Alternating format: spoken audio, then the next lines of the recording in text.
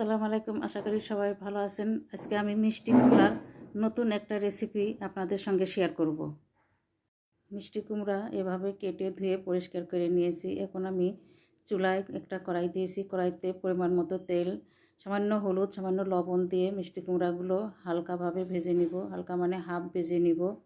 মিষ্টি কুমড়াগুলো একে একে সবগুলা তেলের ভিতর দিয়ে দিয়েছি। এখন আমি একটু ঢাকনা দিয়ে কিছুক্ষণ রেখে দিব। তারপরে উল্টিয়ে পাল্টিয়ে দুই পাশ একটু ব্রাউন কালার হলেই উঠিয়ে নিব। আমার মিষ্টি কুমড়াগুলো উল্টিয়ে পাল্টিয়ে দুই পাশ হালকাভাবে মানে হাফ ভাজা হয়ে গেছে। এখন একটা পাটিতে সবগুলো মিষ্টি কুমড়া উঠিয়ে নিলাম।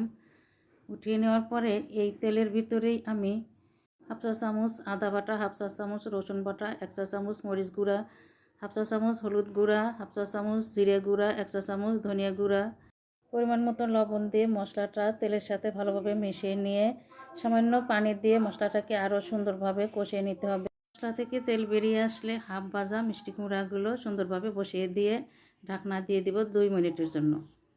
2 মিনিট পর ঢাকনা উঠিয়ে আমি মিষ্টি কুমড়াগুলো আবারও উল্টিয়ে দিচ্ছি। উল্টিয়ে দিয়ে আবারও ঢাকনা দিয়ে দিলাম। আবারও ঢাকনা উঠিয়ে উল্টিয়ে পাল্টিয়ে দেখলাম আমার হাফ ভাজা মিষ্টি কুমড়াগুলো এবার ফুলবাজি হয়ে গেছে। আমার মিষ্টি কুমড়ার রেসিপি একদম কমপ্লিট। আমি এখন একটা হাফ প্লেটে উঠিয়ে নিব। তো আপুরা মিষ্টি কুমড়ার এরকম ভাজি না খেয়ে থাকলে একবার বানিয়ে খেয়ে দেখুন, খুব মজা হয় খেতে। রেসিপিটি ভালো লাগলে লাইক, কমেন্ট, শেয়ার দিয়ে পাশে থাকবেন। আল্লাহ হাফেজ।